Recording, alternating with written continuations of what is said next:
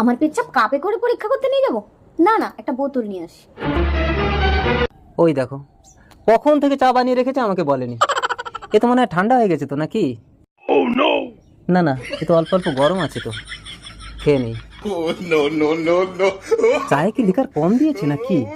না না, মনে হয় গ্রিন টি বানিয়েছে। চিনির বদলে লবণ দিয়েছে রে। এ কি, এটা আমার পেচ্ছাপটা ছিল কই?